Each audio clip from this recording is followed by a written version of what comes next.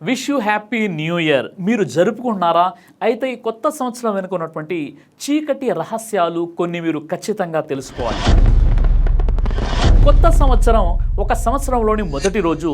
ఇది వివిధ క్యాలెండర్ల ప్రకారం వివిధ తేదీల్లో మొదలవుతుంది. ఆయా దేశాలలో లేదా సాంప్రదాయాల్లో ఆ రోజు ఒక పండగలాగా ఉత్సవాలు జరుపుకుంటారు. అయితే చాలా దేశాలలో ఈ నూతన సంవత్సరం జనవరి 1వ తేదీనే ఎందుకు ప్రారంభమవుతుంది? ఈ రోజునే ఎందుకు వేడుకలు జరుపుకుంటారు?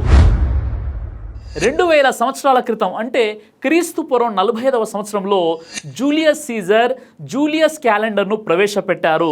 సూర్యుని చుట్టూ భూమి తిరగడానికి వచ్చే సమయం ఆధారంగా దీన్ని రూపొందించడం జరిగింది. భూమి సూర్యుడు చుట్టూ తిరగడానికి 365 రోజుల కంటే కొంచెం ఎక్కువ సమయం పడుతుంది. అందుకే మనం కొన్నిసార్లు లీప్ డే ఒక దానిని ప్రవేశపెట్టాల్సి వచ్చింది. అయితే భూమి రోజులో ఒకసారి తన చుట్టూ తాను కూడా తిరుగుతూ ఉంటుంది. కాబట్టి రోజు ఒకసారి సూర్యోదయం సూర్యాస్తమయం అవుతుంటాయి. అయితే క్యాలెండర్ను ప్రవేశపెట్టేటప్పుడు సంవత్సరాన్ని మొదలుపెట్టే రోజును జూలియస్ సీజర్ ఎంచుకోవాల్సి వచ్చింది. రోమన్లకు జనవరి నెల ప్రముఖమైనది. ఎందుకంటే వారి దేవత జానస్ పేరిట ఏర్పడినటువంటి నెల అది. రోమన్లు ఆరాధించే జానస్కు 2 తలలు ఉంటాయి. అలాగే ప్రారంభాల దేవత అని కూడా అనడం జరుగుతుంది. అందుకే రోమన్లు జనవరి నెలను ఎంచుకున్నారు. ఈ విధంగా రోమన్లు తమ అధికారాన్ని విస్తరించిన కొద్దీ వాళ్ళ రాజ్యంతో పాటు క్యాలెండర్ని కూడా ఆయా ప్రాంతాలకు చేరింది. అప్పట్లో ఈ జనవరి 1వ తేదీని అన్యమత సాంప్రదాయంగా చూసేవాళ్ళు. 5వ శతాబ్దంలో రోమన్ల సామ్రాజ్యం పతనమై ఆ స్థానంలో క్రైస్తవం అధికారం చలాయించింది. చాలా క్రైస్తవ దేశాలు కొత్త సంవత్సరం మార్చి 25వ తేదీ కావాలని కోరుకున్నాయి. ఎందుకంటే దేవదూత గాబ్రియెల్ మేరీకి కనిపించిన తేదీగా దానిని వారు నమ్ముతారు. కాబట్టి ఆ తర్వాత ఏం జరిగిందంటే పోప్ 13వ గ్రెగోరీ 16వ శతాబ్దంలో గ్రెగోరియన్ క్యాలెండర్ను ప్రవేశపెట్టారు. క్రైస్తవ దేశాల్లో కూడా కొత్త సంవత్సర దినోత్సవాన్ని జనవరి 1వ తేదీన పునరుద్ధరించారు కూడా. అయితే క్యాథలిక్ చర్చిలతో సంబంధం లేని ప్రొటెస్టెంట్ వర్గానికి చెందిన ఇంగ్లాండ్ మాత్రం 1752వ సంవత్సరం వరకు కొత్త సంవత్సర దినోత్సవాన్ని మార్చి 25నే జరుపుకుంటూ వచ్చింది. అయితే 1752లో దేశ పార్లమెంట్ ఒక చట్టం తీసుకొచ్చింది. యూరప్తో పాటుగా ఇంగ్లాండ్ కూడా కొత్త సంవత్సరాన్ని జనవరి 1వ తేదీన జరుపుకునేటట్లు చేసింది. ఇక వర్తమానంలోకి వస్తే ప్రస్తుతం చాలా దేశాలు గ్రెగోరియన్ క్యాలెండర్నే ఉపయోగిస్తున్నాయి. అయితే ప్రతి సంవత్సరం డిసెంబర్ 31వ తేదీ రాత్రి నుంచి ఈ సంబరాలు మొదలవుతూ ఉంటాయి. ఆ రోజున స్నేహితులు బంధువులు అందరూ కలుసుకొని విందు వినోదాలు ఆటపాటలతో కాలం గడుపుతారు. రాత్రి 12 గంటలకు ఒకరికొకరు నూతన సంవత్సర శుభాకాంక్షలు కూడా చెప్పుకుంటారు. ఈ కొత్త సంవత్సరం ప్రారంభంలో ఒక్కో దేశం వారు ఒక్కో విధమైనటువంటి ఆచారాలు పాటిస్తూ ఉంటారు. స్పానిష్ లో 12 ద్రాక్షలు డిసెంబర్ 31న అర్ధరాత్రి 12 గంటలు కొడుతుండగా కొత్త సంవత్సరంలోకి అడుగుపెట్టే వేళ ఒక్కొక్కరు 12 ద్రాక్షలను ఆరగించడం అక్కడి ఆచారం. స్పెయిన్లో మాత్రమే కాదు, స్పానిష్ ప్రజలు ఎక్కువగా నివసించేటటువంటి లాటిన్ అమెరికా దేశాల్లోనూ కెరేబియన్ దీవుల్లోనూ ఈ ఆచారాన్ని తప్పనిసరిగా పాటిస్తారు. 12 ద్రాక్షలను కొత్త సంవత్సరంలోని 12 నెలలకు సంకేతంగా భావిస్తారు. ఒక్కో గంటకు ఒక్కో ద్రాక్ష చొప్పున 12 ద్రాక్షలు తినే ఆచారం ఇప్పటికీ అక్కడ కొనసాగుతుంది.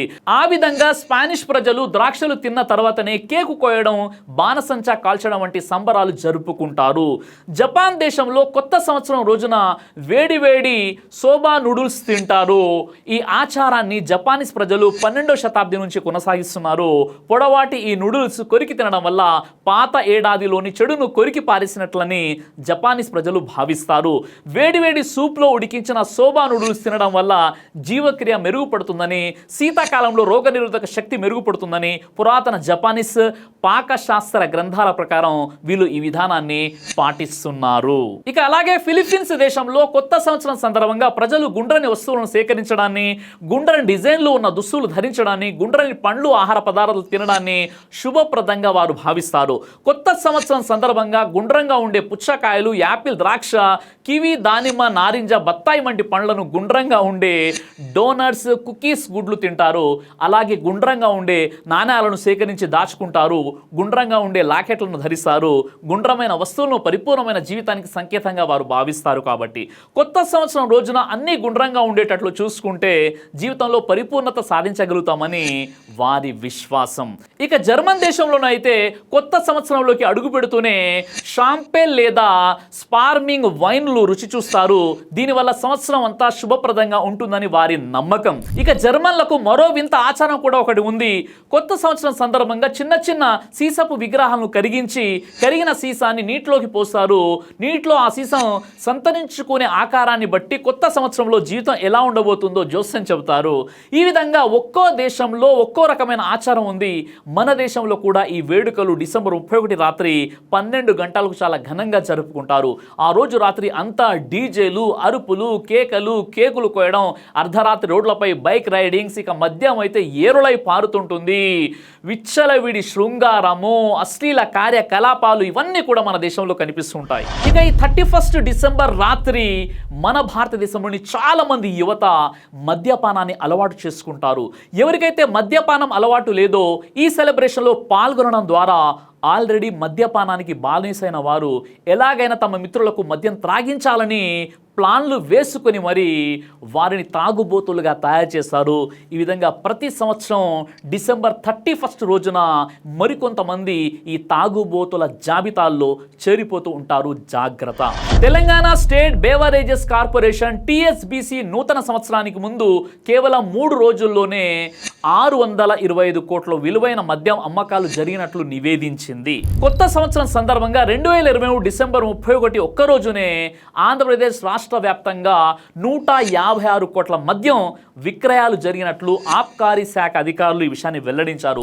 అదేవిధంగా ఈ కొత్త సంవత్సరం సందర్భంగా ఢిల్లీలో రికార్డు స్థాయిలో డిసెంబర్ 31, 2023న 24,726 మద్యం సీసాలు విక్రయించబడ్డాయి. ఈ విషయాన్ని ఎక్సైజ్ శాఖ అధికారిక సమాచారం అందించడం జరిగింది.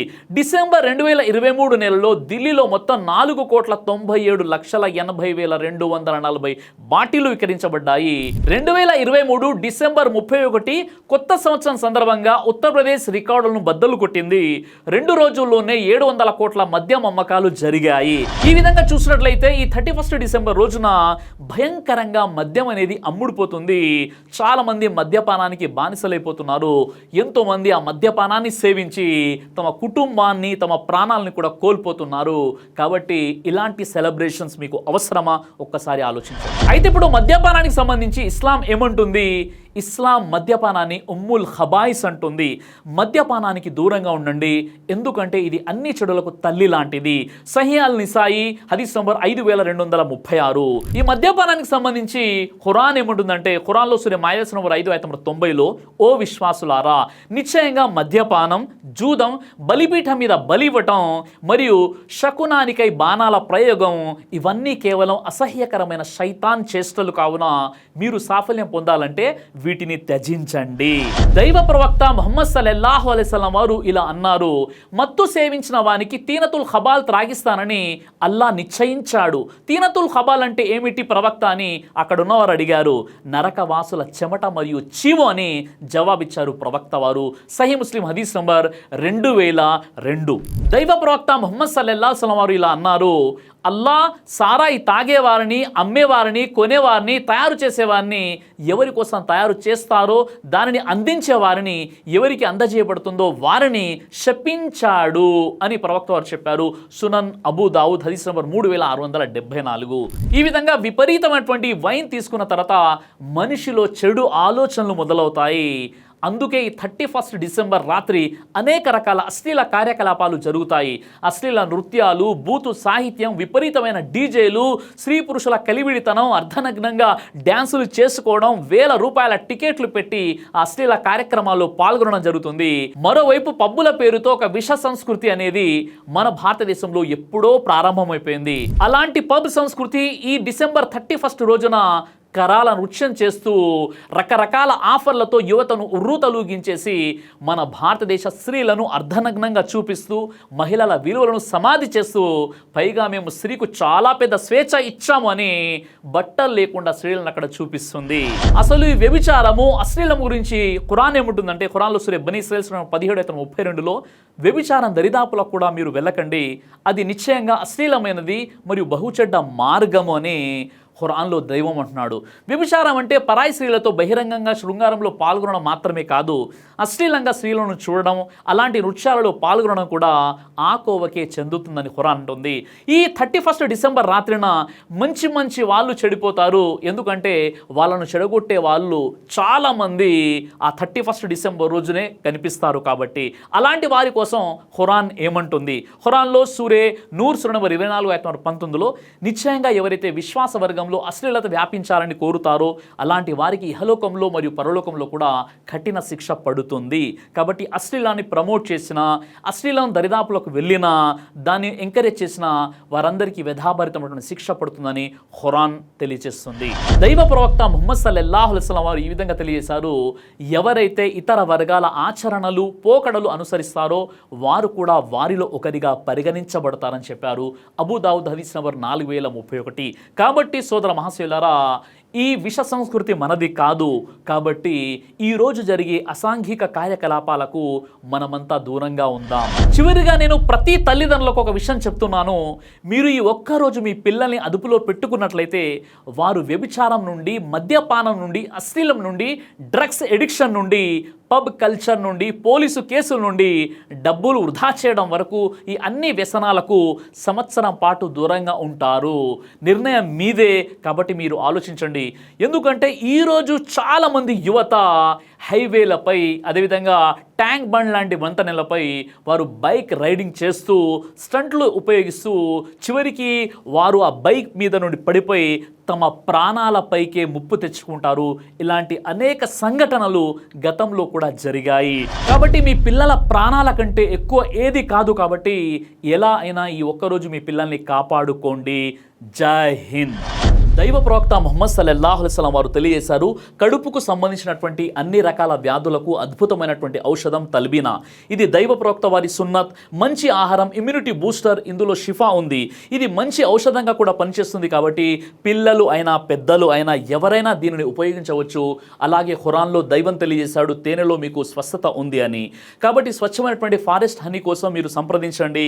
అలాగే పురుషుల కోసం ప్రత్యేకంగా తయారు చేయబడినటువంటి షాహీ హల్వా, ఇది లైంగిక సమస్యలను దూరం చేసి శృంగార సామర్థ్యాన్ని పెంచుతుంది. మీ దాంపత్య జీవితంలో మంచి అనుభూతినిస్తుంది. ఇందులో ఎలాంటి సైడ్ ఎఫెక్ట్స్ లేవు. ఇది కంప్లీట్గా హెర్బల్ ప్రొడక్ట్స్తో తయారు చేయబడినటువంటిది. కాబట్టి స్క్రీన్పై కనిపిస్తున్నటువంటి ఈ నెంబర్స్కి కాల్ చేసి మీరు ఇప్పుడే ఈ ప్రొడక్ట్స్ని ఆర్డర్ చేసుకోవచ్చు. కొరియర్ ఫెసిలిటీ కూడా ఉంది. ఆలస్యం ఎందుకు, వెంటనే ఆర్డర్ చేయండి.